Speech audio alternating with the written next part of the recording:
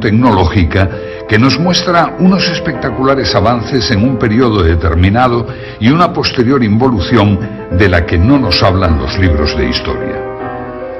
La meseta de Giza es el mayor testimonio de estos problemas arqueológicos, y en especial la Gran Pirámide. No existe ninguna inscripción que explique sus misterios, ninguna pista válida que confirme su datación en el tiempo.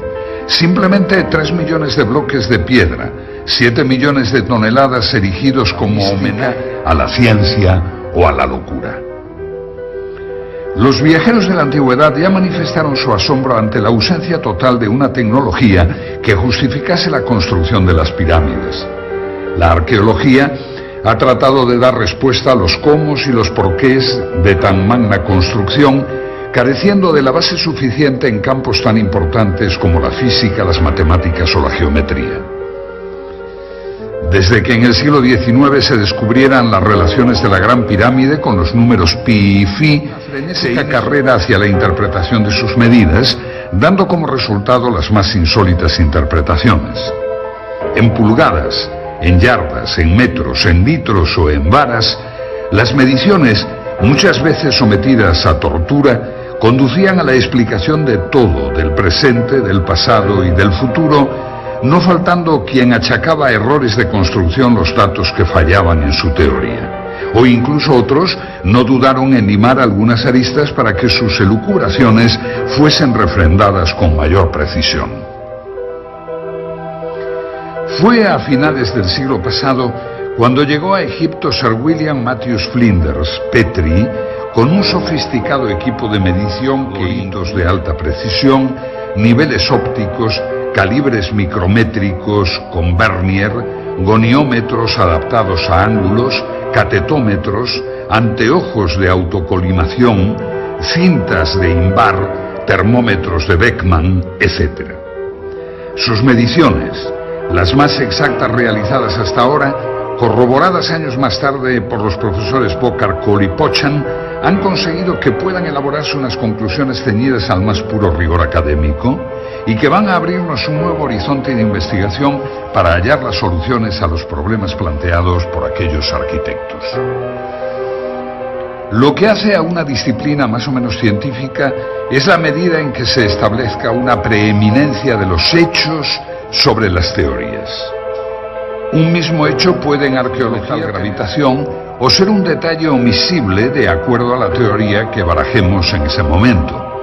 La dificultad se traduce pues en el problema de la evidencia, que en arqueología no tiene el valor que puede lograr en las ciencias exactas o experimentales. Para Petrie, sin embargo, la prueba arqueológica tiene el mismo grado de certeza que la prueba judicial. La historiografía ha considerado que la ausencia de referencias explícitas a una tecnología y una ciencia superior es una evidencia de que no existieron. Hay que tener en cuenta que la primera rueda aparece en la 12ª dinastía. El primer Meriet, mira de observación de caña de palma, lo mismo que la primera plomada Tej, aparecen en la 18ª dinastía. Los primeros textos astronómicos aparecen en sarcófagos de la 11ª dinastía y corresponden inclusive a una astronomía incipiente que, como observa Hawkes, desconocía la existencia de los eclipses. Las primeras representaciones de los meridianos aparecen en el templo de Dendera en época ptolemaica, conjuntamente con las indicaciones sobre la operación del tendido de la cuerda y la determinación del meridiano por las estrellas de la Osa Mayor. El papiro Rhind, de la dinastía XIII, tiene un nivel científico correspondiente a un segundo curso de escuela elemental. El vidrio aparece en la dinastía XIV y los primeros cuchillos de hierro en la 26ª. Solamente en la época ptolemaica, 200 a.C., aparecen en Egipto conocimientos matemáticos y astronómicos de un cierto nivel. Estas pruebas arqueológicas son evidencias indiscutibles de que la civilización faraónica caminó con lentitud y sin brillantez por el camino de la tecnología hasta llegar a importar los avances de los griegos, que tampoco destacaron en estos campos. En oposición a todo esto encontramos un material tecnológico que nos indica todo lo contrario, lo que nos obliga a tener que inducir la naturaleza de las herramientas partiendo del producto, tomando como referencia una serie de pequeñas muestras evidentes repartidas por todo Egipto. Es un misterio inexplicable el repentino grado de perfeccionamiento adquirido por el arte de la construcción en la tercera dinastía y la incapacidad notoria de los constructores de la sala hipóstila de Karnak, derrumbada en 1899, que 1500 años después desconocían que los edificios requieren cimientos. Mientras que el análisis arqueológico muestra una línea de evolución cultural desde la primera dinastía hasta la época ptolomaica, el análisis tecnológico señala una línea de ascenso desde la primera dinastía hasta la cuarta, para mostrar luego un proceso de involución a lo largo de varios milenios. En los relieves de El Berche, 12ª dinastía, se ve una estatua de Yehuti Topep, de un peso de 60 toneladas, colocada sobre un trineo y arrastrada por 172 hombres. Aparece también un hombre derramando un líquido sobre los patines del trineo para reducir la fricción y eliminar así el calor. Los textos que acompañan la imagen hablan de la heroicidad de esta titánica tarea en la que los hombres se mostraron con fuerza de gigantes. Es por ello por lo que resulta increíble cómo no ha quedado ningún recuerdo del transporte de los numerosos obeliscos de 1000 y 1200 toneladas que los egipcios distribuyeron por todo el territorio. Este es el templo de Luxor. Fue erigido originalmente por Amenhotep III en honor a Amón, y luego Ramsés II añadió estas impresionantes figuras y 2 tremendos obeliscos. Solo queda uno. El otro, su hermano gemelo, fue llevado a Francia y puede hoy contemplarse en la Plaza de la Concordia de París. Requieren cada uno para su arrastre una fuerza de 93.000 kilos que nunca pudo ser suministrada por menos de 25.000 hombres. Para subirlo por una rampa se haría necesario un esfuerzo adicional que para un 30% de pendiente exigiría el esfuerzo suplementario de otros 50.000 hombres. Resulta curioso que el transporte de estos colosales monolitos no llamase la atención de los escribas. En el templo mortuorio de Micerinos hay bloques de 200 toneladas. En el techo de la cámara del rey de la Gran Pirámide los hay de 50 toneladas, y aunque el término medio de los bloques del monumento no pase de las 2,5 toneladas, cuando se piensa que hay unos 3 millones de tales bloques, se vuelve a plantear con seriedad la cuestión de las técnicas y medios empleados. Se nota la contradicción entre lo que hemos dado en llamar la prueba tecnológica y la prueba arqueológica. Se desconoce la existencia de máquinas. La aseveración de Heródoto de que se utilizaron máquinas para levantar las piedras es generalmente impugnada por los arqueólogos, que priman la fuerza bruta de miles de esclavos ante todo saber tecnológico. Estamos en el interior de la pirámide de Kefren. Desde su entrada comienza un pasillo descendente que justo en este lugar se vuelve horizontal para posteriormente subir hasta la cámara del sarcófago. Y es en este sitio donde los arquitectos de la pirámide decidieron colocar una esclusa para obstruir el pasaje. Es esta roca. Las teorías que esgrimen algunos investigadores para demostrar que por medio de rampas los antiguos egipcios lograban elevar grandes bloques a enormes alturas quedan en entredicho cuando nos encontramos con problemas como este. Es una roca de granito de casi 3 toneladas de peso. La estudió Petri. Si los bloques eran elevados por rampas a base de fuerza muscular, ¿cómo pudo ser elevado este bloque a esta oquedad para que posteriormente bajara y ejecutara la función que le encomendaron sus constructores, que sirviera de cierre, de tapón? En este pequeño espacio no caben más de 6 personas. Es por ello por lo que Petri dedujo que los antiguos egipcios debieron poseer máquinas, y máquinas muy eficientes. Si aceptamos la existencia de máquinas en el antiguo Egipto, nos queda el problema de determinar su naturaleza. En este sentido han sido numerosas las tentativas de explicación. La idea clásica de que las piedras fuesen elevadas por rampas es desechada por el docto ingeniero Krum, pues por sí solas las rampas serían un trabajo equivalente al de la propia pirámide. El concepto de los rodillos tampoco sirve, ya que la madera era escasa y no servirían en terreno arenoso. Las pirámides se realizaron en la Edad del Cobre, pero podemos decir que resulta imposible que en ese momento no conociesen el hierro, ya que es explicable que los egipcios pudieran trabajar el cuarzo, el granito, el pórfido o la diorita si no poseyeron herramientas de este metal. Esta piedra es de diorita. Puede comprarse por €1 en cualquier tienda de minerales en España. Les sugiero que adquieran una y efectúen una simple operación. Coloquen en su taladradora una broca de diamante sintético, Widia, que tiene dureza 11, e intenten perforarla. Tras varios minutos de intentos frustrados se preguntarán cómo consiguieron tallar y perforar la estatua de Kefren, realizada de una pieza en diorita verde, con herramientas de cobre, que fueron las supuestamente empleadas en los tiempos de las pirámides. Resulta una incógnita cómo los egipcios pudieron trabajar el granito en las canteras sin el hierro. En las canteras de Asuán se aprecian muchas series de agujeros y ranuras rectangulares profundas y estrechas, las cuales, como dice Clark, no se puede afirmar que se hicieran con herramientas de hierro, pero sí se puede afirmar que no pudieron hacerse con cobre.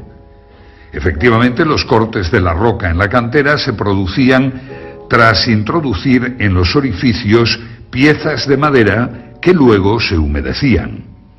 La fuerza oncótica producida por la expansión de la madera hacía resquebrajarse el granito. Pero nos queda el saber cómo realizaban tales orificios. Se conocen además 4 muestras de hierro del antiguo Egipto que fueron analizadas por Petrie.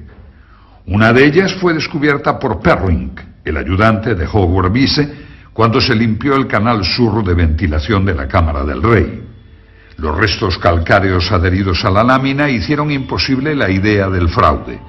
Su análisis demostró que tampoco provenía de meteoritos férricos. La conclusión obvia es que los antiguos egipcios utilizaron el hierro y que, al igual que otros muchos dispositivos tecnológicos, su empleo parece haber sido mantenido en secreto, dando con ello origen a un serio problema para los arqueólogos que confunden la ausencia de pruebas con la inexistencia de tecnología.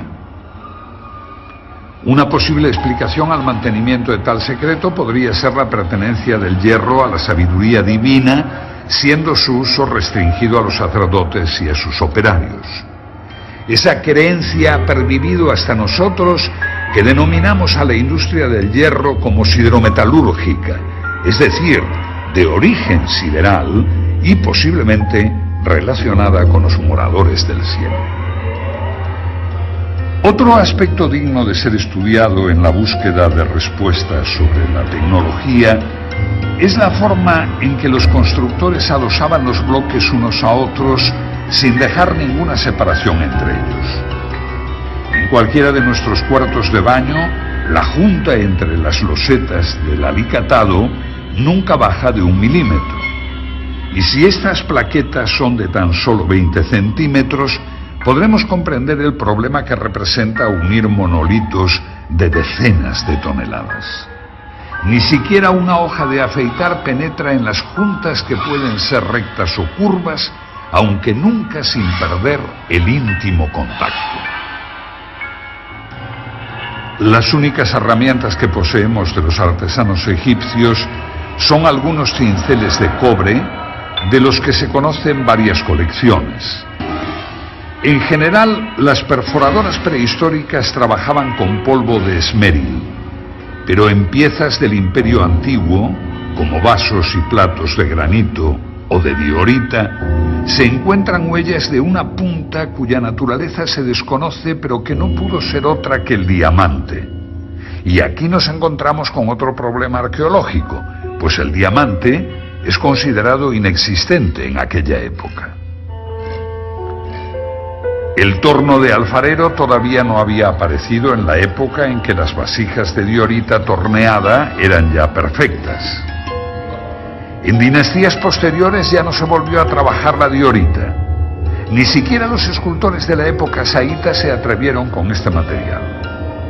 No debe extrañarnos que los egipcios de las primeras dinastías poseyeran instrumentos superiores a los de las siguientes, pues esto es lo que revela constantemente el análisis tecnológico.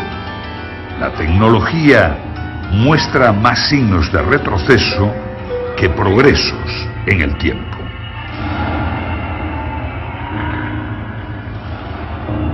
Debemos admitir que los egipcios de las primeras dinastías conocían el torno de punta fija antes de que aparecieran los tornos de alfarero. Con el torno egipcio se obtenían incluso superficies esféricas, pues se conocen platos hechos a torno en los cuales la herramienta se movía sobre una línea curva. Tenemos la prueba de que además del torno de punta fija conocían el torno con herramienta articulada móvil. Esta es una importante cuestión tecnológica, pues muy difícilmente podría la herramienta articulada moverse a su vez en forma circular. Que la pieza se movía con independencia de la punta, por otra parte, está probado por ejemplares estudiados por Petrie, en los que se puede apreciar por las huellas que la pieza ha sido desmontada para cambiar su centro de giro, una operación familiar para el tornero moderno. Y si el torno de punta fija o móvil ya nos deja impresionados, no lo es menos otra pieza importante como es el serrucho para piedra, y no para piedra normal de caliza, sino también para otras piedras de dureza mucho mayor, como el granito. Se conocen ejemplares de serruchos egipcios de bronce con dientes de esmeril, cuyo funcionamiento se asemeja a las modernas cortadoras de cinta de acero con polvo de esmeril, llevado por agua, con las que se cortan los bloques de granito en las canteras modernas. En los hipogeos de Tebas, 12ª dinastía, se han encontrado bloques de granito cerrados que muestran huellas de óxido de cobre, lo que probaría el empleo de esta herramienta. Pero estudiando la inclinación y la velocidad del descenso de la hoja, se descubre que trabajaban a una enorme presión. Es inadmisible que un serrucho de bronce y esmeril pueda cortar granito si le aplicamos una débil presión y empleamos un tiempo indefinido en el corte. La única solución que se nos plantea es que los antiguos egipcios debieron poseer otro instrumento cuya estructura desconocemos, pero que con seguridad no trabajaba con dientes de esmeril. En relación con el modus operandi de estos serruchos, se exhibe en el Museo del Cairo el sarcófago de Diodefre, hijo o hermano de Keops, donde puede apreciarse el trabajo del serrucho. Aparentemente los sarcófagos eran transportados con la tapa no cortada para reforzar la estructura. El serrucho ha cortado ya los 2/3 de la tapa, quedando un resto por cortar en donde todavía puede apreciarse la garganta carcomida por la herramienta. Se observa así la superficie irregular que va dando forma al sarcófago antes de su ulterior pulimento y en donde todavía hoy es posible apreciar las marcas de ocre que indican las líneas de corte. Aparentemente el serrucho ha sido guiado a mano, como puede inferirse por la forma irregular de la superficie cortada. El ancho de la herramienta, correspondiente al ancho del surco, es de 2 centímetros. El plano de corte presenta desniveles del orden del centímetro. Y aunque no nos imaginamos qué herramienta pudo hacer el corte, se aprecia que su uso fue manual con las imperfecciones que el pulso provoca. En cambio, en otro sarcófago, el de Keops de la Gran Pirámide, en donde los desniveles de las superficies cerradas son del orden del milímetro. El serruchado del sarcófago de Keops debe considerarse como una obra maestra en la materia, pues a pesar de no haber recibido un pulido ulterior es casi una pieza terminada. La herramienta llevaba una guía mecánica. Este serrucho se movía a modo de los modernos cortadores de peine que producen bloques de superficies paralelas debido al movimiento simultáneo de varias cintas de acero. Y de nuevo nuestro estupor al comparar la tecnología antigua con los logros de la actual.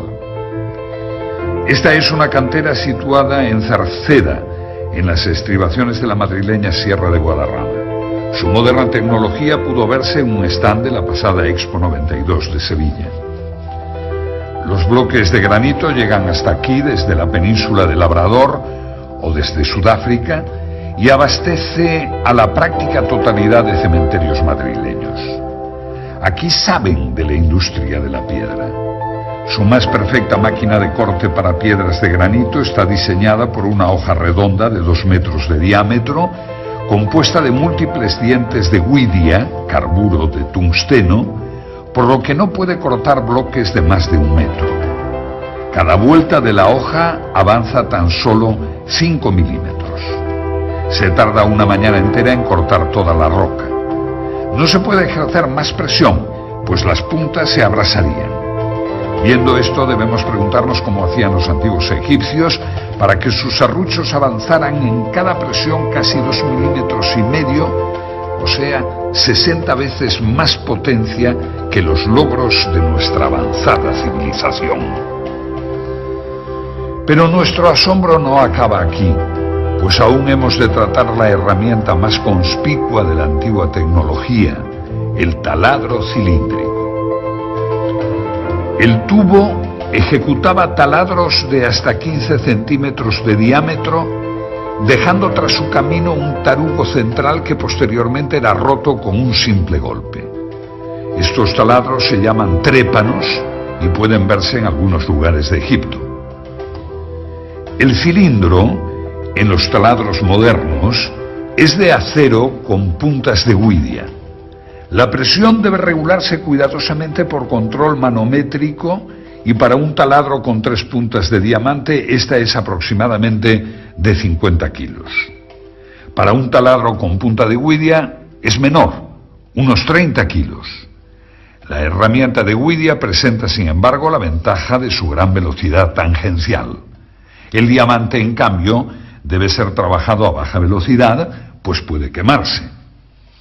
Los taladros modernos, al igual que en las máquinas de corte, avanzan en el granito 4 centésimas de milímetro por vuelta, mientras que la máquina egipcia avanza 2 milímetros, tan solo 50 veces más. La idea de que pudieran operar por golpes o escoriaciones es rechazada, pues no hay ninguna huella de semejante proceder.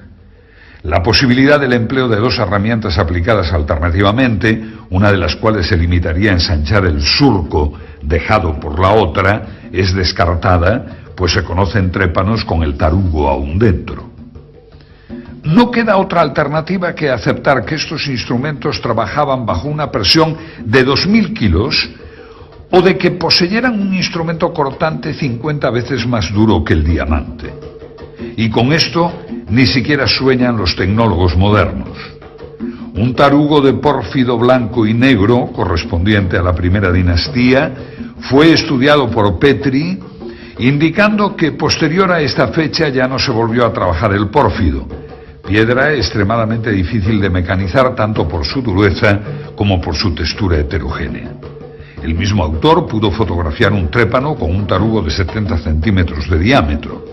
Esta tecnología egipcia queda muy por encima de las posibilidades mecánicas de nuestra era espacial. Aunque como realización tecnológica de alta precisión no existe nada en el mundo entero que iguale el revestimiento calcáreo de la Gran Pirámide. Hoy se pueden contar con los dedos de una mano, pero en su día fueron 27.000.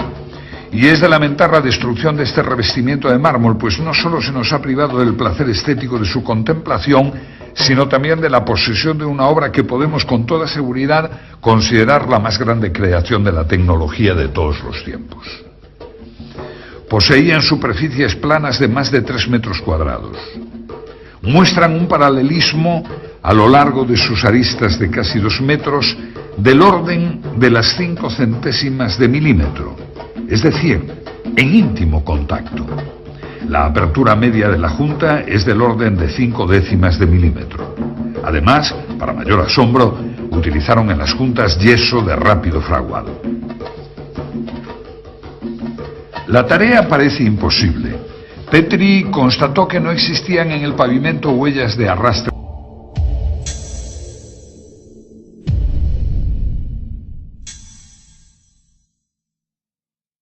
de los bloques, ni tampoco existen ellos puntos de engarce para grúas o cuerdas. Además, para mayor asombro, colocaron en las juntas yeso de rápido fraguado que obligaba a colocar el bloque al primer intento sin posibilidad de posteriores movimientos. Y esa es tan solo la primera fila de las más de 200 que tiene la pirámide hasta la cumbre. La única posibilidad de solución nos la ofreció la moderna tecnología en las canteras actuales: la succión. Mediante una campana de vacío actuando sobre una superficie pulida, se levantan hoy piedras de hasta 2 toneladas de peso. Pero, ¿cómo hacían los antiguos egipcios con bloques de más de 16 toneladas? Los 90 grados exactos que forman los diedros de los bloques debieron recibir su último tratamiento en el taller donde se producían. La construcción con bloques prefabricados de una línea recta de 230 metros presupone un control de la angularidad del orden del segundo de error. Pues bien, en la actualidad, para las mejores escuadras normalizadas por la industria moderna, norma DIN 875 admite errores de más o menos 3 centésimas de milímetro, cantidad algo superior que los errores de angulación y paralelismo de la obra egipcia. Teniendo en cuenta que los mejores instrumentos no ópticos miden con errores de más de 300 segundos, se demuestra como un teorema que los egipcios debieron poseer instrumentos ópticos y además de alta precisión, ya que el anteojo de autocolimación corriente, por ejemplo, da errores del orden de los 5 segundos.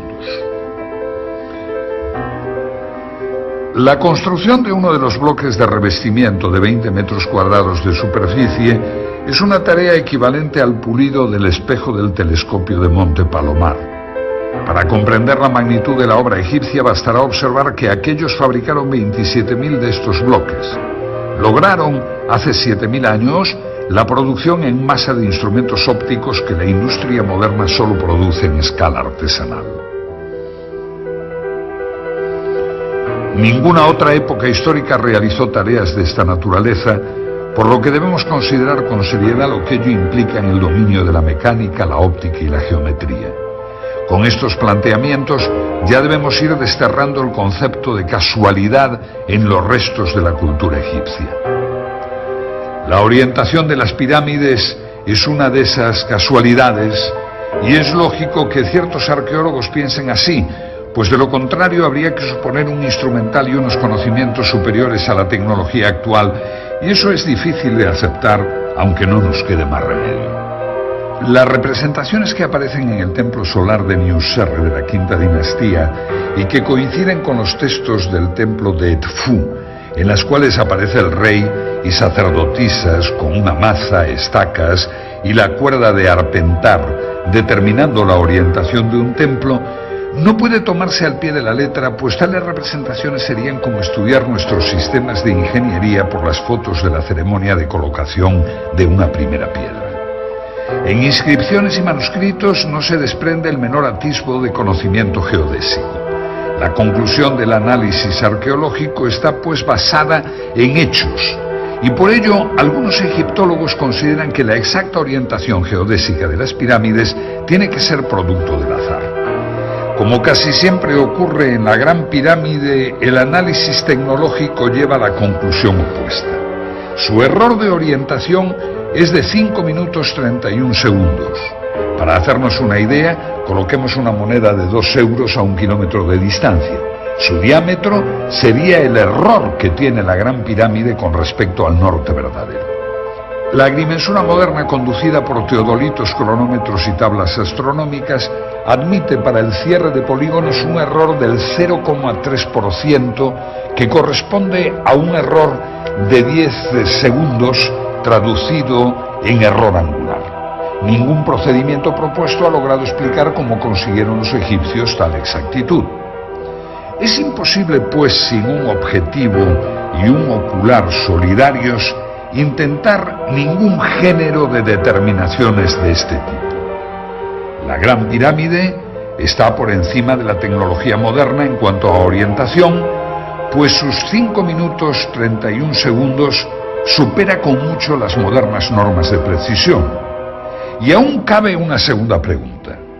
La pirámide de Kefren tiene el mismo error de orientación, es decir, 5 minutos 31 segundos. Las dos grandes pirámides de Egipto tienen el mismo error, y ahora cabe preguntarse si dicho error fue motivo de cambios de orientación total de la meseta de Giza por motivo de los terremotos, o bien si estos 5 minutos 31 segundos no fueran tal error y siguieran la concepción original de los constructores. De todas formas, tan difícil es orientar las pirámides exactamente a los 4 puntos cardinales como orientar ambas con la misma desviación. Por lo que debemos considerar la posibilidad de que los antiguos egipcios tuvieran el equipamiento necesario para edificar una base de 53.000 metros cuadrados con una orientación de 0 grados, 0 minutos, 0 segundos. Si juzgamos los conocimientos matemáticos de los egipcios por los pocos textos que han llegado hasta nosotros, su matemática fue bastante primitiva. Neugebauer puntualiza que lo máximo obtenido por la matemática egipcia de todos los tiempos fue el conocimiento de la tabla de multiplicar por 2. Pero si no poseemos testimonios para juzgar el máximo nivel alcanzado por la matemática abstracta egipcia, en cambio, sus obras en piedra nos permiten apreciar su capacidad de mensuración. La longitud de la pared norte de la Cámara del Rey es, según Petri, de 10 metros 47,97 y la del costado sur de 10 47,82. El error de medida es del orden de 1/10 de milímetro por metro, que coincide con las normas modernas para prismas ópticos. Si este error de medida se produce en esta cámara, vamos a ver qué ocurre con una superficie mayor, con la base de toda la pirámide. Este esquema representa la base de la Gran Pirámide, el valor de sus ángulos y las longitudes de los lados. Las medidas aquí consignadas corresponden a las de Borjar y Cole. Descartando el azar en todo este asunto, se nos plantea un serio problema tecnológico. En los 53.000 metros cuadrados de la base de la pirámide cabe la superficie de 8 campos de fútbol y sus diferencias se cuentan en milímetros y en segundos. Las pocas representaciones que han quedado en relieves egipcios nos muestran nuevamente métodos arcaicos y poco efectivos de precisión. Cuerdas de palma, observación visual. El único metal de que disponían era el cobre, pero en tal distancia de 230 metros, las diferencias diurnas de más de 20 grados entre las 10 de la mañana y las 2 de la tarde representa una dilatación del cable de más de 80 centímetros. El error de medida de 3 milímetros representa un control de la temperatura de 0,2 grados, cosa impensable para cualquier topógrafo que necesita las cintas de ínbar, una aleación de hierro y níquel de bajo coeficiente de dilatación térmica, para conseguir casi lo mismo que los egipcios. Termómetros, conocimiento de la física de los metales, equipos ópticos, y tan solo lo que se ha encontrado en las excavaciones son cuerdas de palma, que es lo mismo que tener la evidencia de que los egipcios podían viajar a 200 kilómetros por hora y tan solo encontrar en papiros y relieves la inconfundible estampa de un famélico camello. Pues si la medición de las distancias supera todos los condicionantes, la goniometría no se queda a la zaga. La goniometría es la ciencia de la angulación y constituye en la Gran Pirámide el punto crucial de discrepancia entre el análisis arqueológico conducido filológicamente y el análisis arqueológico que utiliza elementos tecnológicos. El instrumento primitivo que corresponde a nuestro teodolito era el astrolabio, y el antecesor del sextante fue la ballestina o bastón de Jacob. Con cualquiera de estos instrumentos el error que se cometía era del orden de 30 minutos. En cuanto a otros instrumentos no ópticos, todavía se emplean para agrimensura de baja precisión ciertos dispositivos como la escuadra de pínulas, siendo las pínulas cerdas o hilos de nylon, y las escuadras de espejo. El error de estos instrumentos se puede apreciar en los 20 minutos. Cuando pasamos a estudiar la goniometría egipcia, nos encontramos con la sorpresa de que aquellos tecnólogos medían ángulos con la precisión de un segundo de arco. Esto debe considerarse como sobrenatural, pues trasciende ampliamente la capacidad del ojo humano, que es como aseguran que fue orientada la pirámide. El ángulo noroeste de la Gran Pirámide mide 89 grados 59 minutos 58 segundos, lo que, tratándose de un replanteo, es indicativo de una precisión del orden de un segundo. Los buenos teodolitos modernos miden con el mismo error observado en el monumento de un segundo. Estos errores son inevitables para la cantidad de factores incidentes, tales como errores de la lectura de los nonios, dilatación térmica de instrumentos y elementos de lectura, errores de nivelación, error de arrastre, viento, errores de apreciación sobre el retículo, refracción atmosférica, etcétera, etcétera, y parece ser que todo ello fue tenido en cuenta por los topógrafos egipcios. Se nos presenta en goniometría lo mismo que observamos en mensuración, es decir, el mismo error en estructuras pequeñas, como sarcófagos o cámaras, que en las grandes. Ello presenta una homogeneidad al sistema de medidas empleado que excluye cualquier hipótesis basada en el azar o en la casualidad.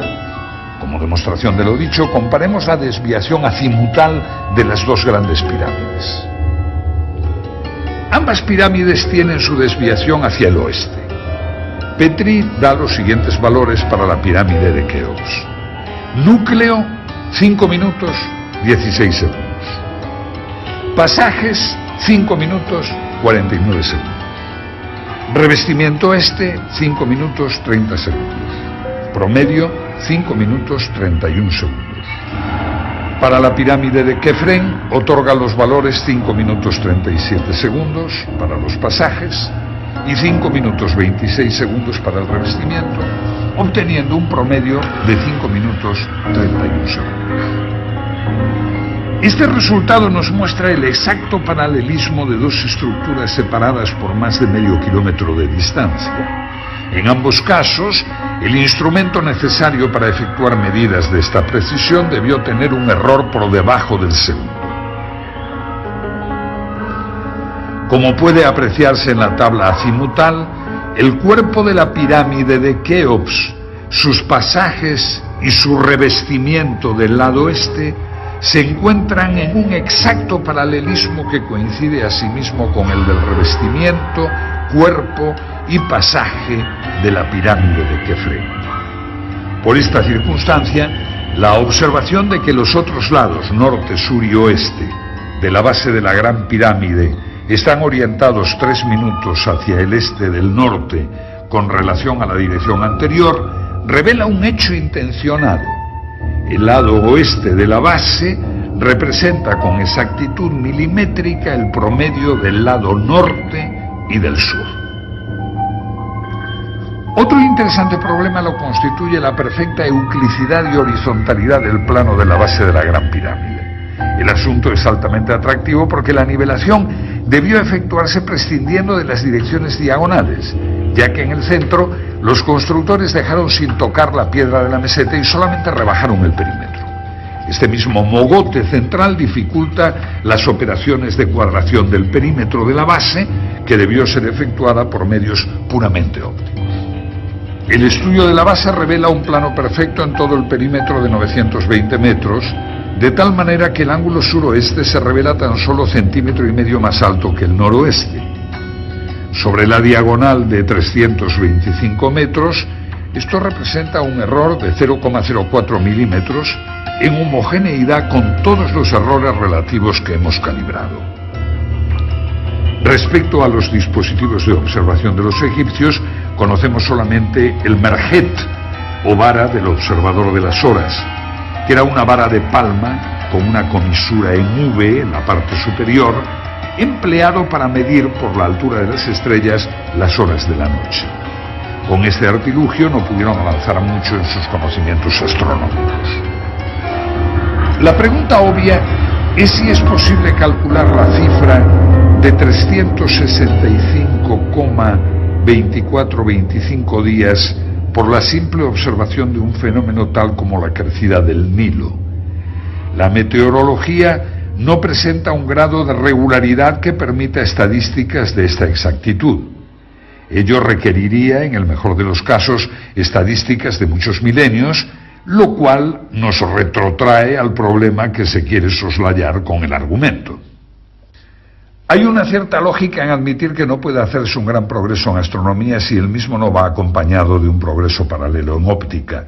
La historia muestra que en ningún caso se dio un progreso aislado en una rama particular de la ciencia si todas las otras ramas no fueron adelantadas en medida paralela. La capacidad de medición de los egipcios no puede ser considerada como un hecho aislado en medio de un desconocimiento general de la ciencia y la tecnología. No es posible hacer medidas de precisión si no se posee al mismo tiempo un vasto conocimiento de la óptica, la matemática, la termología, etc.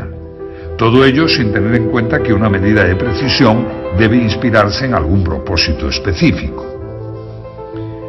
Es evidente entonces la completa disociación entre una ciencia avanzada y lo que aparece en sus pinturas y escritos. La oposición entre el análisis arqueológico y el análisis tecnológico llega al extremo de pintarnos dos mundos heterogéneos que marchan en sentido inverso, uno que aprende con lentitud y otro que olvida rápidamente. Este conjunto de circunstancias nos presentan un panorama de involución ascendente que pareciera ser uno de los principios cardinales de la arqueología. Lo que surge a la luz de repente en los periodos iniciales de Egipto pudiera no ser el producto de una generación espontánea, sino el final de una trayectoria de siglos de tradición.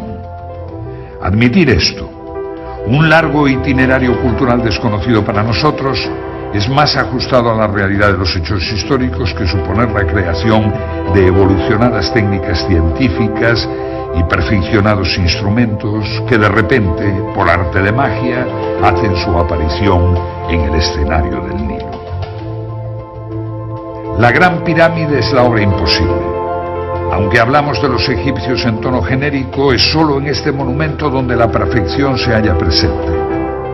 No puede compararse con ninguna otra obra en toda la tierra de los faraones o en todo el mundo. Posiblemente todas las demás pirámides sean la burda imitación de un pueblo que se encontró con ella cuando llegó a Egipto.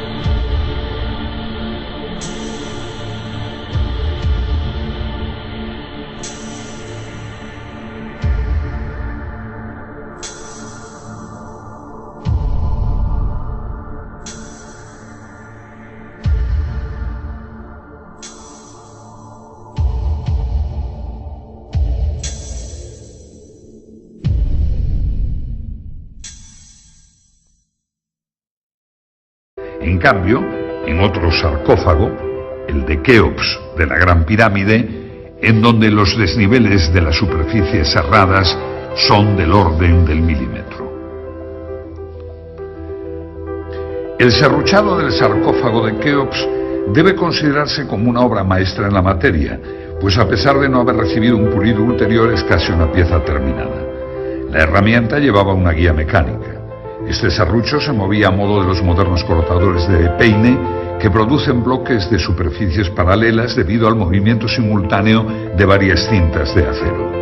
Y de nuevo nuestro estupor al comparar la tecnología antigua con los logros de la actual.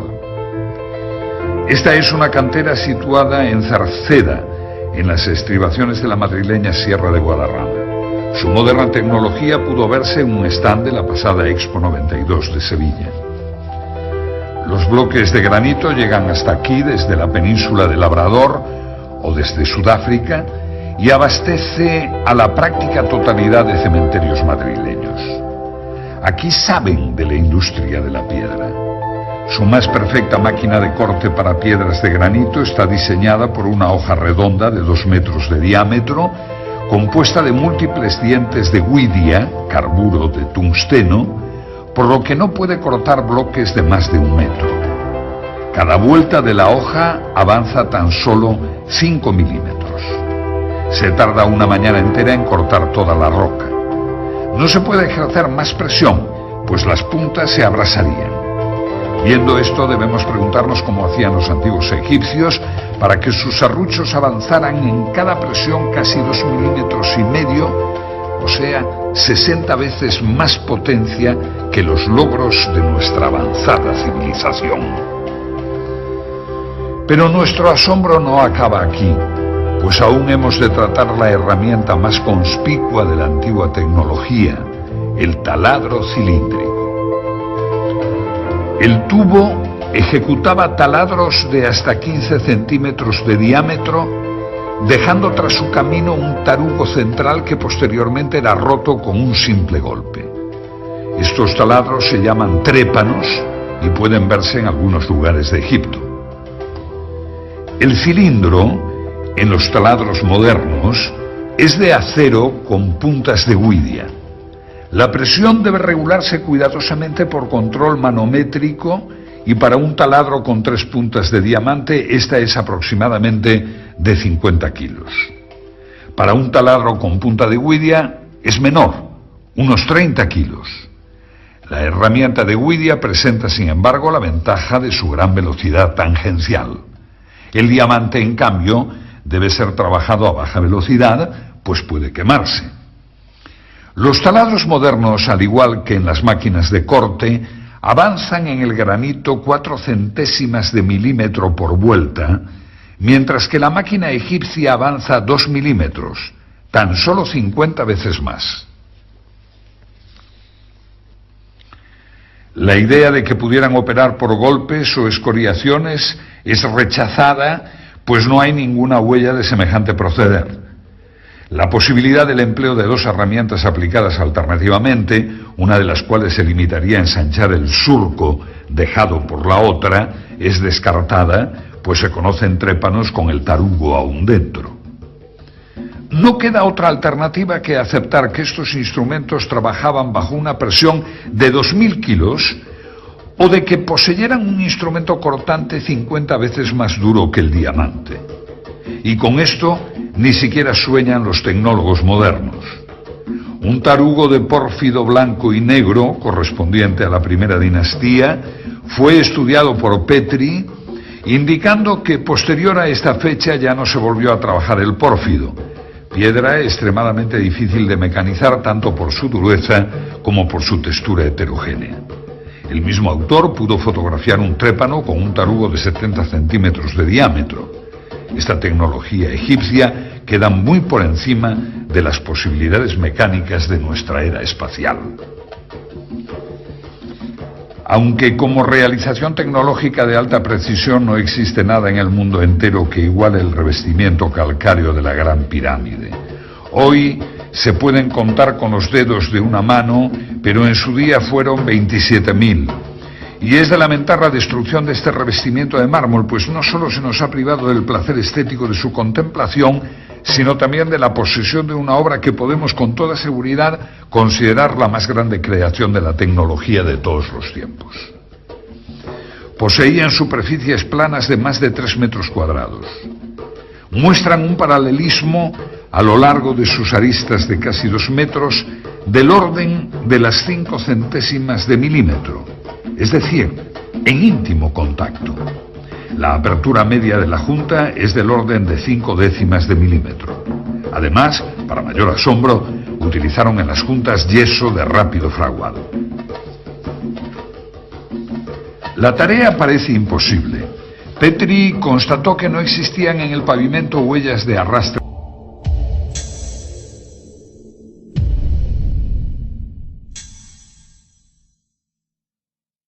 de los bloques, ni tampoco existen en ellos puntos de engarce para grúas o cuerdas. Además, para mayor asombro, colocaron en las juntas yeso de rápido fraguado que obligaba a colocar el bloque al primer intento sin posibilidad de posteriores movimientos.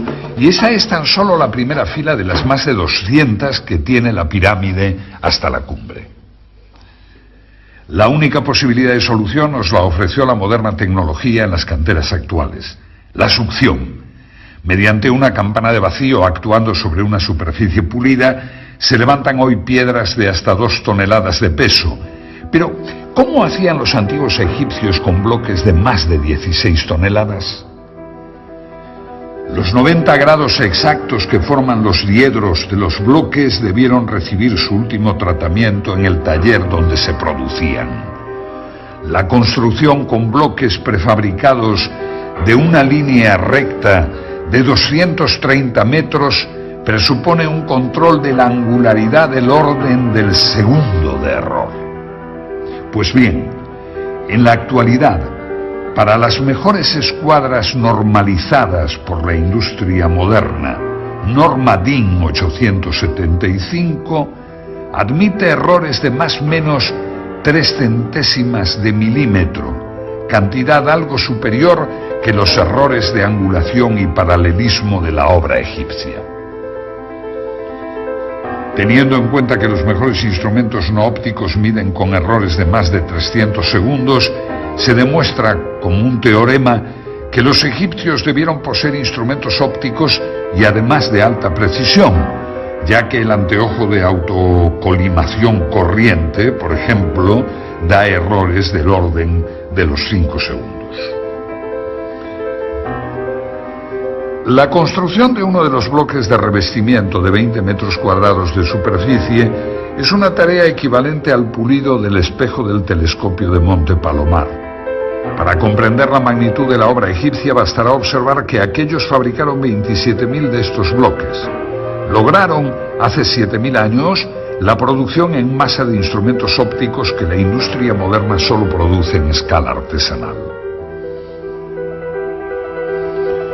Ninguna otra época histórica realizó tareas de esta naturaleza, por lo que debemos considerar con seriedad lo que ello implica en el dominio de la mecánica, la óptica y la geometría. Con estos planteamientos ya debemos ir desterrando el concepto de casualidad en los restos de la cultura egipcia. La orientación de las pirámides es una de esas casualidades, y es lógico que ciertos arqueólogos piensen así, pues de lo contrario habría que suponer un instrumental y unos conocimientos superiores a la tecnología actual, y eso es difícil de aceptar, aunque no nos quede más remedio. Las representaciones que aparecen en el templo solar de Niuserre de la Quinta Dinastía y que coinciden con los textos del templo de Edfu, en las cuales aparece el rey y sacerdotisas con una maza, estacas y la cuerda de arpentar, determinando la orientación de un templo, no puede tomarse al pie de la letra, pues tales representaciones serían como estudiar nuestros sistemas de ingeniería por las fotos de la ceremonia de colocación de una primera piedra. En inscripciones y manuscritos no se desprende el menor atisbo de conocimiento geodésico. La conclusión del análisis arqueológico está pues basada en hechos, y por ello algunos egiptólogos consideran que la exacta orientación geodésica de las pirámides tiene que ser producto del azar. Como casi siempre ocurre en la Gran Pirámide, el análisis tecnológico lleva a la conclusión opuesta. Su error de orientación es de 5 minutos 31 segundos. Para hacernos una idea, coloquemos una moneda de 2 euros a 1 kilómetro de distancia. Su diámetro sería el error que tiene la Gran Pirámide con respecto al norte verdadero. La agrimensura moderna, conducida por teodolitos, cronómetros y tablas astronómicas, admite para el cierre de polígonos un error del 0,3%, que corresponde a un error de 10 segundos traducido en error angular. Ningún procedimiento propuesto ha logrado explicar cómo consiguieron los egipcios tal exactitud. Es imposible, pues, sin un objetivo y un ocular solidarios, intentar ningún género de determinaciones de este tipo. La Gran Pirámide está por encima de la tecnología moderna en cuanto a orientación, pues sus 5 minutos 31 segundos supera con mucho las modernas normas de precisión. Y aún cabe una segunda pregunta. La pirámide de Kefren tiene el mismo error de orientación, es decir, 5 minutos 31 segundos. Las dos grandes pirámides de Egipto tienen el mismo error, y ahora cabe preguntarse si dicho error fue motivo de cambios de orientación total de la meseta de Giza por motivo de los terremotos, o bien si estos 5 minutos 31 segundos no fueran tal error y siguieran la concepción original de los constructores. De todas formas, tan difícil es orientar las pirámides exactamente a los 4 puntos cardinales como orientar ambas con la misma desviación. Por lo que debemos considerar la posibilidad de que los antiguos egipcios tuvieran el equipamiento necesario para edificar una base de 53.000 metros cuadrados con una orientación de 0 grados, 0 minutos, 0 segundos.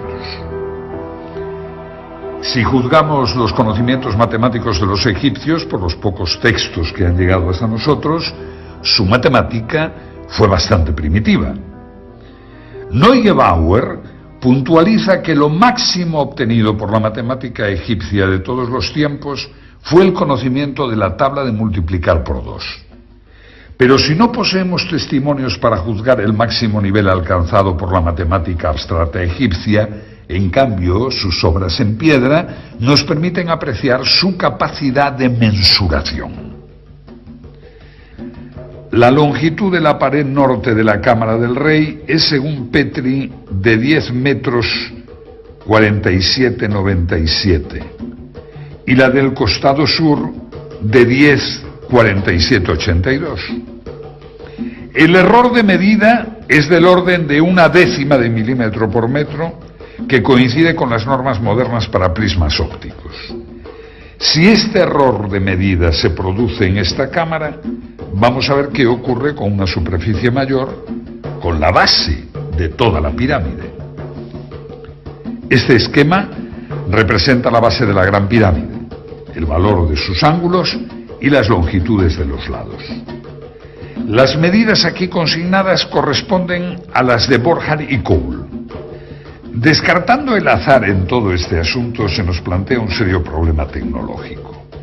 En los 53.000 metros cuadrados de la base de la pirámide cabe la superficie de 8 campos de fútbol y sus diferencias se cuentan en milímetros y en segundos. Las pocas representaciones que han quedado en relieves egipcios nos muestran nuevamente métodos arcaicos y poco efectivos de precisión. Cuerdas de palma, observación visual. El único metal de que disponían era el cobre, pero en tal distancia de 230 metros, las diferencias diurnas de más de 20 grados entre las 10 de la mañana y las 2 de la tarde representa una dilatación del cable de más de 80 centímetros. El error de medida